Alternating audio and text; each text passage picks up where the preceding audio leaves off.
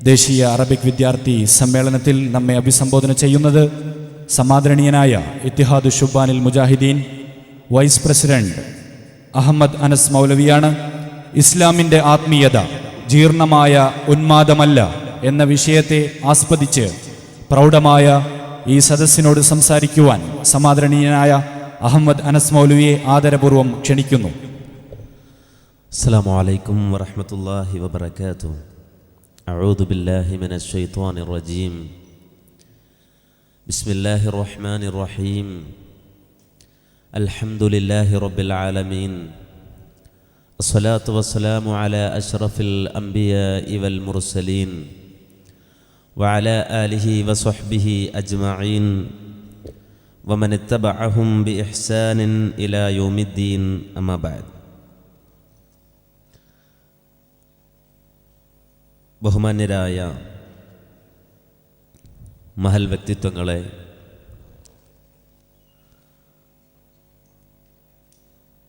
MSMൻ്റെ നേതാക്കളെ, മഹത്തായ ഈ സംഗമത്തിൽ ഒത്തുചേർന്ന വിദ്യാർത്ഥി സുഹൃത്തുക്കളെ, നാം എല്ലാവരും മനസ്സിലാക്കിയതുപോലെ അറബിക് കോളേജ് വിദ്യാർത്ഥികളുടെ സമ്മേളനമായ നാസ്കോ, അതിൽ വ്യത്യസ്തങ്ങളായ വിഷയങ്ങളെ നമ്മുടെ ജീവിതത്തിന് ഉപകാരപ്രദമായ നിർദ്ദേശങ്ങളെ, നാം നേരിടേണ്ടി വരുന്ന പ്രതിസന്ധികളെ, പ്രശ്നങ്ങളെ, അതിനുള്ള പരിഹാരങ്ങളെ കാണുവാൻ നമ്മുടെ അറിവും നമ്മുടെ പഠനവും ഇഹത്തിലും പരത്തിലും നമുക്ക് ഉപകരിക്കുന്നതാകാൻ വേണ്ടി സംഘടിപ്പിക്കപ്പെട്ട ഒരു മഹാസംഗമമാണിത്.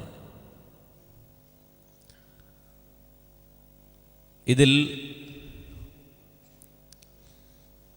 ആത്മീയത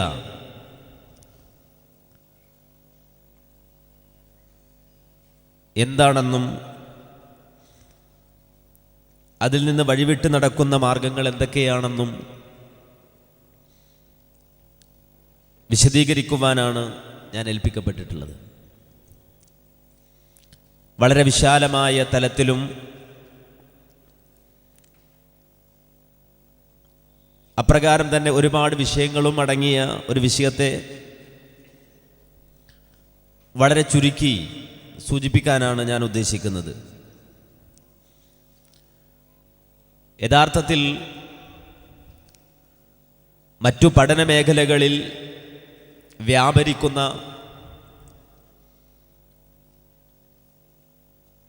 വിദ്യാർത്ഥികൾക്കൊന്നുമില്ലാത്ത വലിയ ഒരു ഉത്തരവാദിത്തം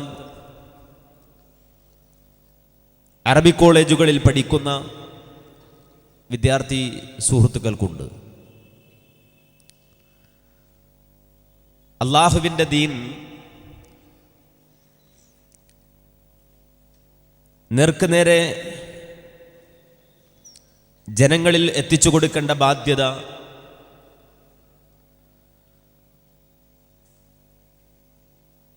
ആ ദീനിനെ സംബന്ധിച്ച് ആഴത്തിൽ പഠിക്കുന്ന, ദീനിൻ്റെ ഉസൂലുകളെ സംബന്ധിച്ച് അറിയുന്ന, അറബി ഭാഷയെ സംബന്ധിച്ച് അറിയുന്ന ആളുകൾക്കാണ്. മറ്റു പ്രൊഫഷണലുകളിൽ നിന്ന് വ്യത്യസ്തമായി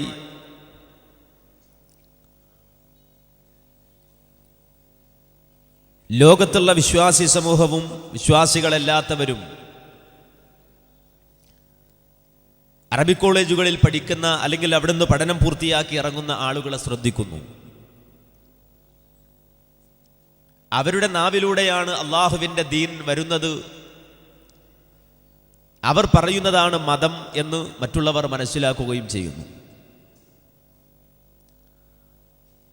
അതുകൊണ്ട് തന്നെ ഒരു പണ്ഡിതൻ്റെ നാവിൻ്റെ പിഴവ് സമൂഹത്തിൻ്റെ പിഴവായി മാറുന്നു.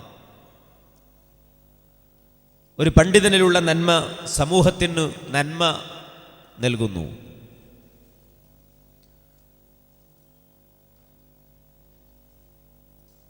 ആ നന്മയാണ് ആത്മീയതയായി നാം മനസ്സിലാക്കേണ്ടത്. ആ നന്മ ആത്മീയതയാകണമെങ്കിൽ പരിപൂർണമായ ഇസ്ലാമിൻ്റെ മാനങ്ങളും മാനദണ്ഡങ്ങളും ഉൾക്കൊള്ളുവാനും അതിനെ കൃത്യമായി തന്നെ പഠിച്ചെടുക്കുവാനും നമുക്ക് സാധിക്കേണ്ടതുണ്ട്. ഏറ്റവും അധികം മോശമായി തീർന്ന ഒരവസ്ഥയിലാണ് ആത്മീയ മേഖല ഇന്ന് നിലനിൽക്കുന്നത്. ഏറ്റവും വലിയ ചൂഷണത്തിനുള്ള ഉപാധിയായി ആത്മീയതയെ ഉപയോഗപ്പെടുത്തുന്ന ഒരു ജനത നമുക്കിടയിൽ വളരെ ശക്തമായി നിലനിൽക്കുന്നു.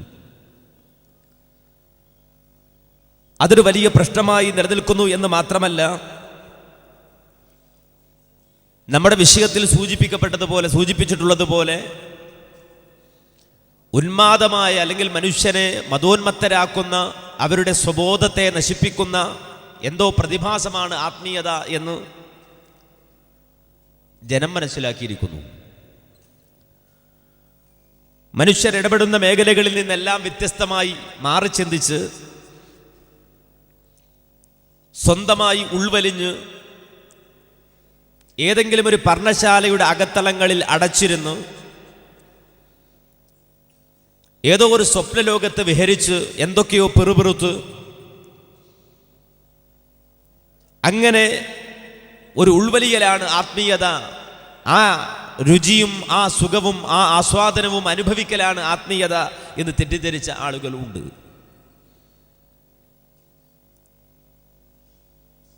ഏതൊക്കെയോ അമാനുഷികമായ സിദ്ധി വിശേഷങ്ങളെ സിദ്ധികളെ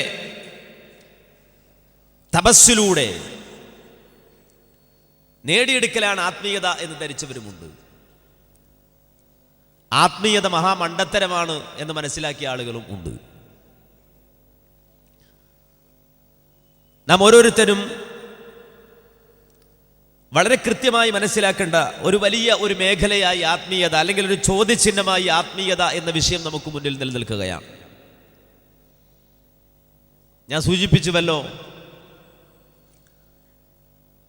ആത്മീയത എന്ന് പറയുമ്പോൾ തന്നെ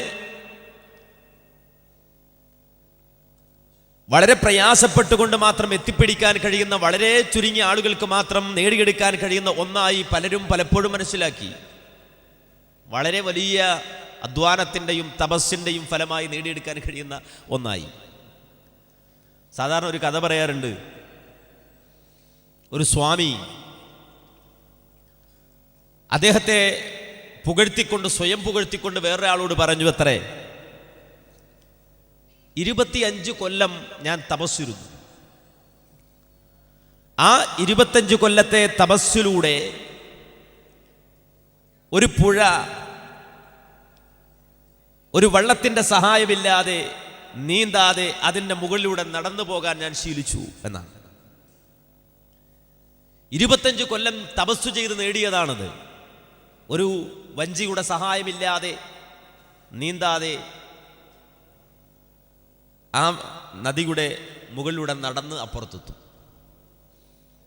അത് കേട്ട വിദ്വാൻ പറഞ്ഞു,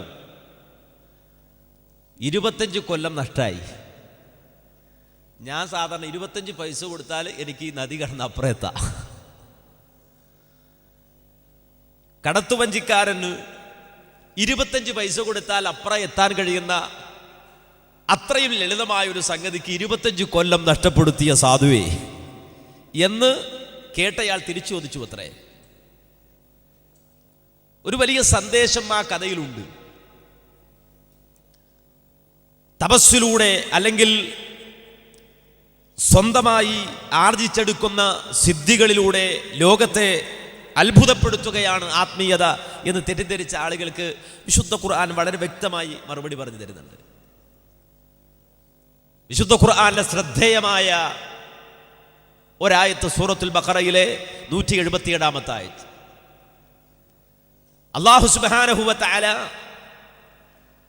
ഇത്തരത്തിലുള്ള എല്ലാ അബദ്ധധാരണകളെയും വളരെ ശക്തമായി വിമർശിക്കുകയാണ് ആയത്തിലൂടെ. എന്നിട്ട് എന്താണ് യഥാർത്ഥ ആത്മീയത എന്ന് പഠിപ്പിക്കുകയാണ് ആ ഒറ്റ സൂക്തത്തിലൂടെ. അല്ലാഹു പറഞ്ഞു, ലൈസൽ ബിർറ അൻ തുവല്ലു വുജൂഹകും ഖിബലൽ മശ്രിഖി വൽ മഗ്രിബ്.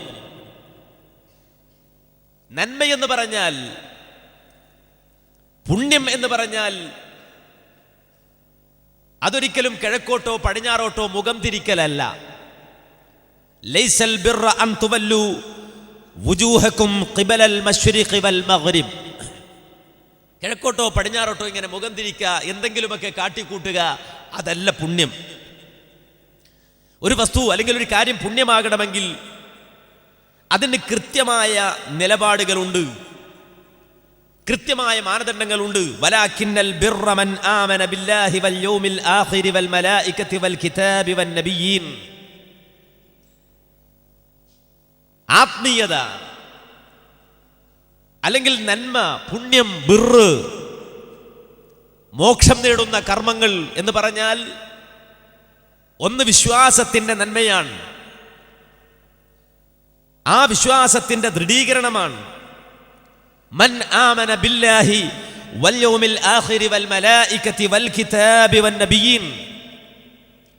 അല്ലാഹുവിലുള്ള അചഞ്ചലമായ വിശ്വാസം, അല്ലാഹുവിനെ പരിപൂർണമായി ഉൾക്കൊള്ളുക, അല്ലാഹുവിന്റെ വിശേഷണങ്ങളെയും അവന്റെ പ്രത്യേകതകളെയും മനസ്സിലാക്കുക. അതുപോലെ തന്നെ ജീവിതത്തിന്റെ അടിസ്ഥാനമായ, ജീവിതത്തിന്റെ താളമായ പരലോക വിശ്വാസം, അല്ലാഹുവിന്റെ മലക്കുകളിലുള്ള വിശ്വാസം, വേദഗ്രന്ഥങ്ങളിലുള്ള വിശ്വാസം, പ്രവാചകന്മാരുള്ള വിശ്വാസം. ഇത് മനുഷ്യന്റെ ദൃഢീകരണത്തിന്, അതുപോലെ തന്നെ ജീവിതത്തിന്റെ വെളിച്ചത്തിന് ആവശ്യമാണ്. അത് പരിപൂർണമായി ഉൾക്കൊണ്ടു കഴിഞ്ഞാൽ അവനെ സംബന്ധിച്ചിടത്തോളം വആതൽ മാല അലാ ഹുബ്ബിഹി ദവിൽ ഖുർബ വൽ യതാമ വൽ മസാകീന വബിനസ് സബീലി വസ്സായിലീൻ വഫിർ റിഖാബ്. സാമൂഹിക ബന്ധമാണ്. സമൂഹവുമായി ഒരു ബന്ധവുമില്ലാതെ എവിടെയെങ്കിലും പോയി ഒളിച്ചിരിക്കുന്നവനല്ല നന്മ ചെയ്തവൻ, സ്വന്തമായി ഉൾവലിഞ്ഞവനല്ല. നേരെ മറിച്ച് അഗതികളായ, അശരണരായ, യതീമുകളായ, അതുപോലെ തന്നെ പ്രയാസപ്പെടുന്ന വഴിയാത്രക്കാരായ, അടിമകളായ ആളുകൾക്ക് വേണ്ടിയിട്ട് തൻ്റെ സമ്പാദ്യത്തെ നീക്കിവെക്കുന്ന ആളുകൾ, തൻ്റെ ചുറ്റുപാടുകളെ അറിയുന്ന, തൻ്റെ ചുറ്റുമുള്ളവരെ അറിയുന്ന, ആരാണ് യാത്രക്കാരനെന്നറിയുന്ന, ആരാണ് അനാഥയെന്നറിയുന്ന, അതുപോലെ തന്നെ മിസ്കീനാരെന്നറിയുന്ന, സമൂഹത്തിൻ്റെ ഹൃദയമിടിപ്പുകളെ, സമൂഹത്തിൻ്റെ താളത്തെ അറിയുന്ന ആളുകൾ.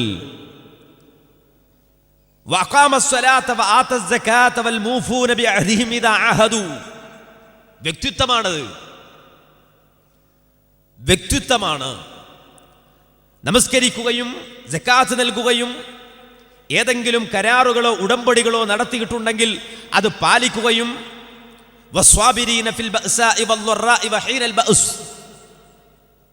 ഏതൊരു പ്രതിസന്ധി ഘട്ടത്തിലും പ്രയാസത്തിന്റെ ഘട്ടത്തിലും യുദ്ധവേളകളിലുമൊക്കെ ക്ഷമ അവലംബിക്കുകയും ചെയ്യുന്ന ആളുകൾ, ഉലൈകല്ലദീന സദഖു, അവരെ പറ്റി അല്ലാഹു പറയുന്നു ഉലൈകല്ലദീന സദഖു, അവരാണ് സത്യവാന്മാർ. ഇതില്ലേ അവൻ വ്യാജനാണ്, ഈ നിലപാടില്ലേ അവൻ വ്യാജ നിർമ്മിതിയുടെ ആളാണ്.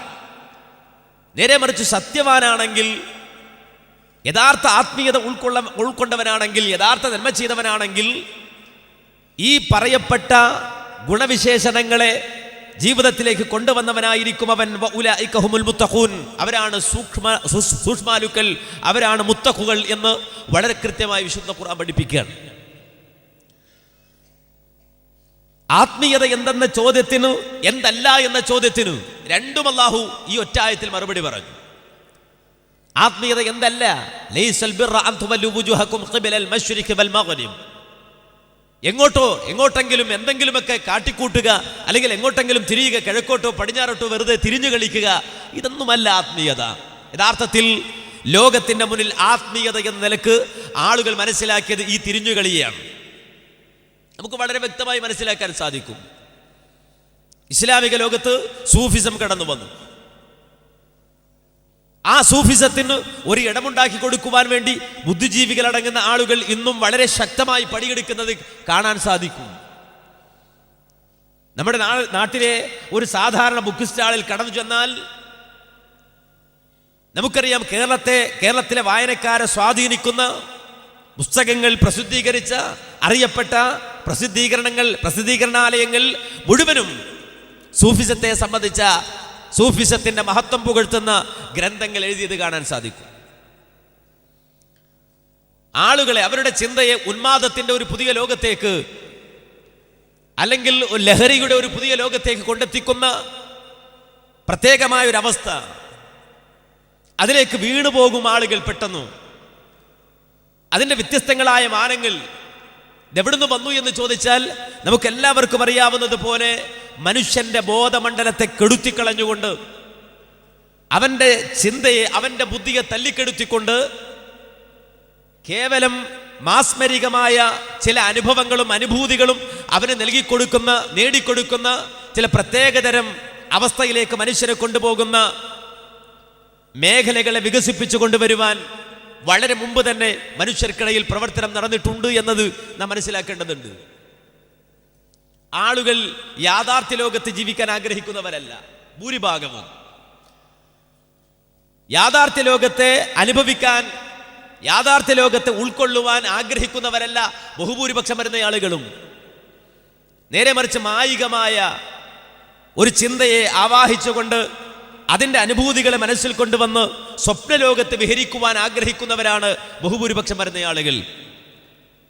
പ്രത്യേകിച്ച് പ്രയാസങ്ങളും ജീവിതത്തിൻ്റെ ബുദ്ധിമുട്ടുകളും അതുപോലെ തന്നെ ജീവിതത്തിൻ്റെ കൈപ്പേറിയ അനുഭവങ്ങളുമൊക്കെ അനുഭവിക്കേണ്ടി വന്ന ആളുകളെ സംബന്ധിച്ചിടത്തോളം അതിൽ നിന്ന് മുക്തമാകുവാൻ വേണ്ടി, അതിൽ നിന്ന് രക്ഷപ്പെടുവാൻ വേണ്ടി അവർ ആഗ്രഹിക്കുകയാണ്. അങ്ങനെ ആഗ്രഹിക്കുന്നവർക്കിടയിലേക്കാണ് ഈ കപട ആത്മീയതയുടെ വാഗ്ദാക്കൾ കടന്നു വരുന്നത്, മാസ്മരിക വിദ്യകളുമായി കടന്നു വരുന്നത്. പുതിയ അനുഭവങ്ങൾ അവർക്ക് നേടിക്കൊടുക്കുമെന്ന് വാദിച്ചുകൊണ്ട് കടന്നു വരുന്ന ആളുകൾക്ക് മുന്നിലേക്ക് ആളുകൾ ഈയാമ്പാറ്റകളെ പോലെ ചെന്ന് വീടാറുണ്ട്. ആ ആളുകളെ ഉപയോഗപ്പെടുത്തിക്കൊണ്ട് കപട ആത്മീയത എന്നും തടിച്ചു കൊഴുക്കാറുണ്ട്. അതിൻ്റെ പല വേർഷനുകൾ അവതരിപ്പിക്കപ്പെട്ടിട്ടുണ്ട്. ആ വേർഷനുകളിൽ ഒന്നാണ് യഥാർത്ഥത്തിൽ സൂഫിസം. ആ സൂഫിസം ലോകത്തോട് പറഞ്ഞത്, ലോകത്തെ പഠിപ്പിച്ചത്, അവരുടെ അടിസ്ഥാന മുദ്രാവാക്യമായി പ്രഖ്യാപിച്ചത് ഇഷ്കാണ്. പ്രേമത്തിന്റെ ഒരു ലോകമാണ്. പ്രേമിക്കാനാണ് അവർ പറഞ്ഞത്. പ്രേമത്തിന്റെ, ഇഷ്കിന്റെ ഒരു ലോകമാണ് സൂഫിസം തുറന്നിട്ടത്. എന്നിട്ട് സൃഷ്ടാവിനെ ഒരു പ്രേമഭാജനമായി, അള്ളാഹുവിനെ ഒരു പ്രേമഭാജനമായി കാണുക, അള്ളാഹുവിനെ പ്രേമിക്കുക. അതിന്റെ വിശുദ്ധ ഖുർആനിന്റെ അകമ്പടികളും ചേരുവകളും ഒക്കെ ഉണ്ടാക്കാൻ ശ്രമിച്ചു. അല്ലദീന ആമനു അശദ്ദു ഹുബ്ബൻ ലില്ലാഹ്, വിശ്വാസികൾ അള്ളാഹുവിനെ അങ്ങേറ്റം സ്നേഹിക്കുന്നവരാണ്, അള്ളാഹുവിനെ അങ്ങേറ്റം ഇഷ്ടപ്പെടുന്നവരാണ്, ഈ പ്രപഞ്ചത്തിലുള്ള സർവ്വതിനേക്കാളും സ്നേഹിക്കുന്നവരാണ് എന്നുള്ള വിശുദ്ധ ഖുർആന്റെ ആയാത്തുകളെ അവർ അകമ്പടി സേവിക്കാൻ ശ്രമിച്ചിട്ടുണ്ട്. പക്ഷെ അള്ളാഹുവിനെ പ്രേമിക്കണം, അള്ളാഹുവിനെ സ്നേഹിക്കണമെന്ന് വാദിച്ചുകൊണ്ട് കടന്നു വന്ന സൂഫിസത്തിന്റെ വാഗ്ദാക്കളെ സംബന്ധിച്ചിടത്തോളം അവരുടെ ചിന്ത പിന്നീട് വഴിവിട്ടു പോകുന്നത് നമ്മൾ കണ്ടു. എങ്ങനെ വഴിവിട്ടു പോയത്? കേരളത്തിൽ പുറത്തിറങ്ങുന്ന ഒരു സൂഫി മാസികയിൽ അതിനെ സംബന്ധിച്ച് ഉദാഹരണ സഹിതം വിവരിച്ചു. സൂഫിയെ ഒരു ഉപ്പുകട്ടയോട് ഉപമിച്ചുകൊണ്ട് അതിൽ വിശദീകരിച്ചത് കാണാൻ കഴിയും. ഈ ഉപ്പുകട്ട സമുദ്രത്തിന്റെ ആഴമറിയാൻ ആഗ്രഹിച്ചു. സമുദ്രത്തിന്റെ ആഴമറിയാൻ ആഗ്രഹിച്ച ഉപ്പുകട്ട സമുദ്രത്തിന്റെ ആഴങ്ങളിലേക്ക് ഊളിയിട്ടിറങ്ങി. ആ ഉപ്പുകട്ട സമുദ്രത്തിന്റെ ആഴത്തിലേക്ക് ഊളിയിട്ടിറങ്ങിയപ്പോൾ ആ ഉപ്പുകട്ട കുറേശ്ശെയായി അലിയാൻ തുടങ്ങി. ആ ഉപ്പുകട്ട അലിഞ്ഞ് അവസാനം ഉപ്പുകട്ട ഇല്ലാതായി, സമുദ്രത്തിലേക്ക് അങ്ങ് ലയിച്ചു പോയി. ഇപ്പോൾ ഉപ്പുകട്ട എന്ന ഒന്നില്ല, ഉള്ളത് സമുദ്രമാണ്, കടലാണ്. ഇതുപോലെയാണ് സൂഫി എന്നാണ് വ്യാഖ്യാനിക്കപ്പെട്ടത്. അള്ളാഹുവാകുന്ന വിശാലമായ സമുദ്രത്തിന്റെ ആഴമറിയുവാൻ വേണ്ടി അതിൻ്റെ അഗാധ തലങ്ങളിലേക്ക്, ആഴങ്ങളിലേക്ക് ഊളിയിട്ടിറങ്ങിയ ആ സൂഫിയാകുന്ന ഉപ്പുകട്ട അല്പാൽപമായി അലിഞ്ഞ് അള്ളാഹുവാകുന്ന വിശാലമായ സാഗരത്തിലേക്ക് ലയിച്ച് സൂഫി ഇല്ലാതായിപ്പോയി. അവസാനം ഹല്ലാജ് പറഞ്ഞതുപോലെ ഓരോ സൂഫികളും പറയാൻ തുടങ്ങി അനൽ ഹഖ്, ഞാൻ തന്നെയാണ് അല്ലാഹ്. ഏറ്റവും വികൃതമായ ദിക്റുകൾ അവർ രൂപപ്പെടുത്തിക്കൊണ്ടുവന്നു. ഏറ്റവും വികൃതമായ ദിക്റുകൾ. ലാ ഫിൽ ജുബ്ബത്തി ഇല്ലല്ലാഹ്, ഈ ജുബ്ബക്കുള്ളിൽ അള്ളയാണ് എന്നത് ഒരു സൂഫിയുടെ ദിക്റായിരുന്നു. റൊട്ടി തിന്ന ഒരു സൂഫി പറഞ്ഞത്രേ, യഅ്കുലു റബ്ബുൻ റബ്ബാ, റബ്ബ് റബ്ബിനെ തിന്നോണ്ടിരിക്കുകയാണ്. സൂഫിയും റബ്ബാണ്, തിന്നുന്ന റൊട്ടിയും റബ്ബാണ് എന്ന ഒരു സിദ്ധാന്തത്തിലേക്ക് സൂഫിസം എന്ന ചിന്താധാര എടുത്തെറിയപ്പെട്ടു. അതാണ് യഥാർത്ഥ ആത്മീയത എന്ന് വ്യവഹരിക്കപ്പെട്ടു. നാം മനസ്സിലാക്കണം, ആ സൂഫിസത്തെ വീണ്ടും ഇസ്ലാമിക സമൂഹത്തിലേക്ക് അരക്കെട്ടുറപ്പിച്ച് കടത്തിക്കൊണ്ടുവരുവാനുള്ള ശ്രമങ്ങൾ വളരെ ശക്തമായി ഇന്ന് മുസ്ലിം സമൂഹത്തിനിടയിൽ നടന്നുകൊണ്ടിരിക്കുന്നു എന്നത് നാം ഓരോരുത്തരും മനസ്സിലാക്കേണ്ടതുണ്ട്. ഇവിടെയാണ് നമുക്ക് ഇടപെടേണ്ടതുള്ളത്. ഒരു വലിയ ബാധ്യതയായി നമ്മുടെ മേൽ ഒരു ഉത്തരവാദിത്തമായി നിലനിൽക്കുന്നത് യഥാർത്ഥമായ ആത്മീയത എന്ത് എന്ന് സമൂഹത്തെ ബോധ്യപ്പെടുത്തി കൊടുക്കേണ്ട ആ ഒരു ഉത്തരവാദിത്തവും ബാധ്യതയും നമുക്കുമേൽ, അറബി കോളേജിൽ പഠിക്കുന്ന ആളുകൾക്ക് മേൽ നിർബന്ധമായി കുടികൊള്ളുന്നു എന്നത് മാന്യ സഹോദരങ്ങളെ ഈ ഘട്ടത്തിൽ നമ്മൾ ഓരോരുത്തരും മനസ്സിലാക്കേണ്ടതുണ്ട്. ഇതിന്റെ അപകടം വളരെ വലുതാണ്. ഈ ചിന്തയിൽ നിന്നാണ് തരീഖത്ത് പ്രസ്ഥാനങ്ങൾ കേരളത്തിലുണ്ടായത്. കേരളത്തിലെ യഥാർത്ഥ ഇസ്ലാമിക പ്രസരണത്തിന്റെ തടസ്സമായി നിൽക്കുന്ന, അതിന്റെ പ്രചരണത്തിന്റെ തടസ്സമായി നിൽക്കുന്ന കാക്കത്തുള്ളായിരം തരീഖത്ത് പ്രസ്ഥാനങ്ങൾ നമ്മൾ വിചാരിക്കുന്ന പോലെ വളരെ ചെറിയ ഒരു പ്രവർത്തന മേഖലയല്ല തരീഖത്തിൻ്റെത്.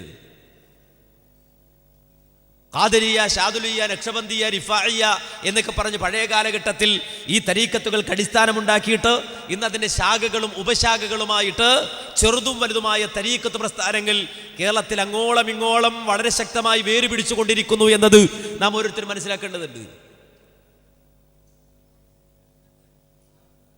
അതിലെ ശാഖകളും ഉപശാഖ നിങ്ങൾ വായിച്ചിട്ടുണ്ടാവും പോസ്റ്ററുകളിലൂടെ.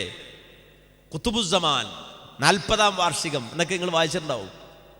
ആലുവയിലുള്ള ഒരു യൂസുഫ് എന്ന് പറയുന്ന മനുഷ്യനാണ് കുത്തുബുസ്സമാൻ. ഈ കാലഘട്ടത്തിന്റെ കുത്തുബായി, അച്യുതണ്ടായി അവതരിപ്പിക്കപ്പെടുകയാണ്. അദ്ദേഹത്തിന്റെ ചിന്തകൾ, അല്ലെങ്കിൽ അദ്ദേഹത്തെ നിർത്തിക്കൊണ്ട് പ്രചരിപ്പിക്കപ്പെടുന്ന ചിന്തകൾ, കുൻ എന്ന് പറഞ്ഞാൽ അത് 5 ഹർഫുകളാണ് എന്നാണ് വ്യാഖ്യാനിക്കപ്പെട്ടത്. കുൻ എന്താണ്? ഈ കുൻ എന്ന് പറഞ്ഞാൽ ഇന്നമ അംറുഹു ഇദാ അറാദ ശൈഅൻ യഖൂല ലഹു കുൻ ഫയകൂൻ. അല്ലാഹു ഏതെങ്കിലും ഒരു കാര്യം ഉണ്ടാകാൻ ഉദ്ദേശിച്ചാൽ അതിനോട് കുൻ എന്ന് പറയേണ്ടതുള്ളൂ, ഫയകൂൻ, അപ്പോഴതുണ്ടായി. ഈ കുൻ എന്നത് 5 ഹർഫാണെന്നാണ് ഖുതുബുസ്സമാന്റെ ഇൽഹാം. അയാളോട് ചോദിച്ചു, ഏതാണ് ഈ 5 ഹർഫ്, എവിടെയാണ് കുൻ എന്നതിൽ 5 ഹർഫ് എവിടെ? 2 ഹർഫല്ലേ ഉള്ളൂ. അപ്പോൾ അയാൾ പറഞ്ഞു, നിങ്ങൾക്ക് ലദുന്യായ ഇൽമില്ലാത്തത് കൊണ്ടാണ്. ലദുന്യായ ഇൽമ് എന്ന് വെച്ചാൽ മില്ലദുന്നാ ഇൽമ എന്ന് വിശുദ്ധ ഖുർആൻ സൂറത്തുൽ കഹ്ഫിൽ കാണാം. ഖദർ അലൈഹി സ്വലാത്തു വസ്സലാം മൂസാ നബിയോട് പറയുന്നതായി. അപ്പൊ ഈ ഇൽമാണ് ലദുന്യായ ഇൽമ്. അത് ആയത്തിലുണ്ടാവൂല, ഹദീസിലുണ്ടാവൂല, ഖുർആനിലുണ്ടാവൂല, സുന്നത്തിലുണ്ടാവൂല, ഫിഖിന്റെ കിതാബിലുണ്ടാവൂല. നേരെ മറിച്ച് അത് ലദുന്യായിട്ട് ഇങ്ങനെ കിട്ടല. ആ ലദുന്യായ ഇൽമാണ് കുൻ എന്നത്.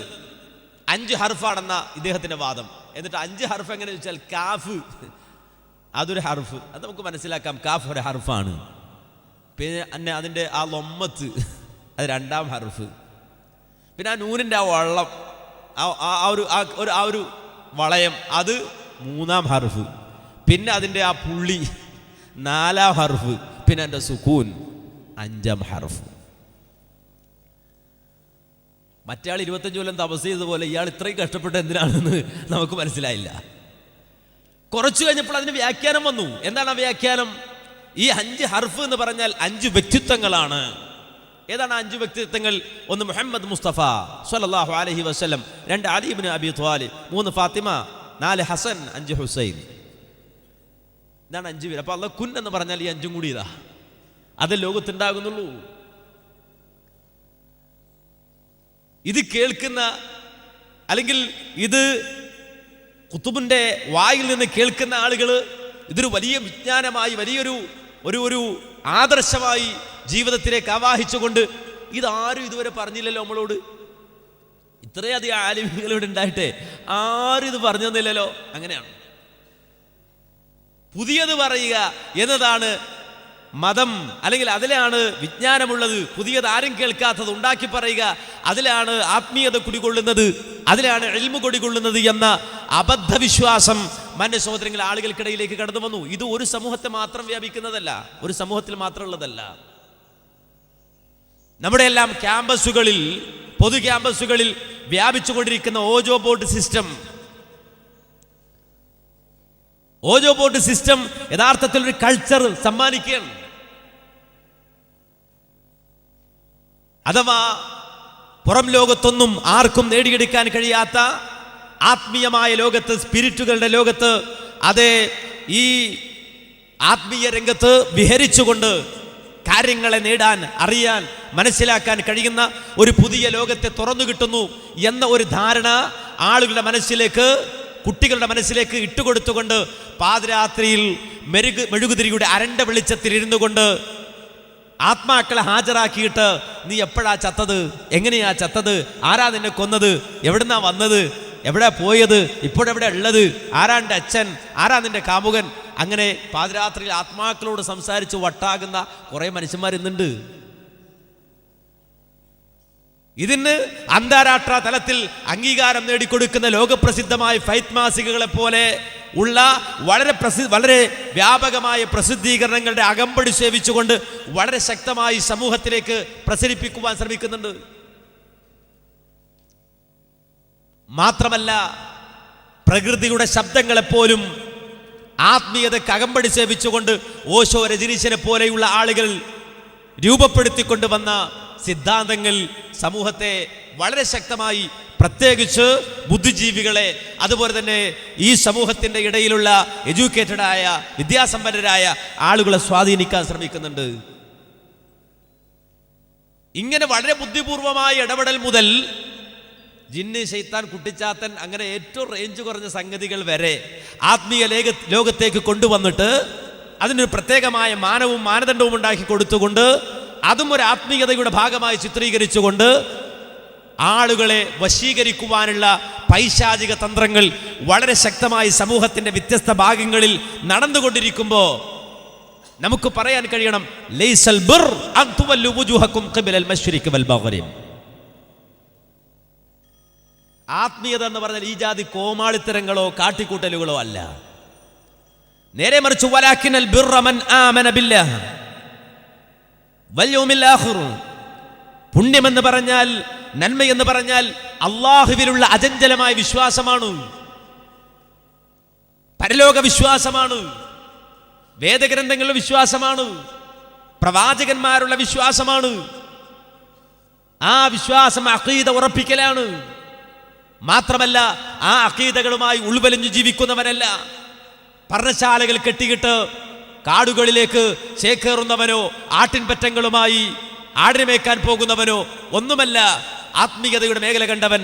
നേരെ മറിച്ച് വിശ്വാസത്തെ ദൃഢീകരിച്ചുകൊണ്ട് സമൂഹത്തിലെ അശരണരായ ആളുകളെ, മിസ്കീന്മാരെ, വഴിയാത്രക്കാരെ, അടിമകളെ, പ്രയാസപ്പെടുന്നവനെ കാണുകയും അവർക്ക് വേണ്ട സഹായങ്ങൾ എത്തിച്ചു കൊടുക്കുകയും ചെയ്യുകയും വ്യക്തിത്വം നിലനിർത്തുക, നമസ്കരിക്കുക, സക്കാത്ത് കൊടുക്കുക, അതുപോലെ തന്നെ കരാറുകൾ, ഉടമ്പടികൾ അത് പാലിക്കുക, അതുപോലെ തന്നെ ജീവിത പ്രയാസങ്ങളിലും ദുരിതങ്ങളിലും കഷ്ടതകളിലും യുദ്ധവേളകളിലും പ്രതിസന്ധികളിലും ക്ഷമയവലംബിച്ചുകൊണ്ട് നിലനിൽക്കുക. ഉലൈകല്ലദീന സദഖൂ, അവരാണ് യഥാർത്ഥ ആത്മീയതയുടെ ആളുകൾ എന്ന് മറ്റു സമൂഹത്തെ ബോധ്യപ്പെടുത്തി കൊടുക്കേണ്ട ഉത്തരവാദിത്തമുള്ള വലിയ നേതാക്കന്മാരാണ് എൻ്റെ മുന്നിലുള്ളത് എന്നാണ് ഞാൻ മനസ്സിലാക്കുന്നത്. അതുകൊണ്ട് ആ രംഗത്ത് ഇറങ്ങി വരാനും ആ രംഗത്ത് പ്രവർത്തിക്കുവാനും ആ മേഖലയിലേക്ക് ഇറങ്ങിയിട്ട് വളരെ ശക്തമായി നിങ്ങൾ നേടിയെടുക്കുന്ന വിജ്ഞാനീയങ്ങളെ അതിൻ്റെ യഥാർത്ഥ രൂപത്തിൽ പ്രകാശിപ്പിക്കുവാനും നിങ്ങൾക്ക് സാധിക്കേണ്ടതുണ്ട്. അല്ലാഹു സുബ്ഹാനഹു വ തആല അതിന് നാം ഏവരെയും അനുഗ്രഹിക്കുമാറാകട്ടെ. വൽഹംദുലില്ലാഹി റബ്ബിൽ ആലമീൻ. അസ്സലാമു അലൈക്കും വറഹ്മത്തുള്ളാഹി വബറകാതുഹു.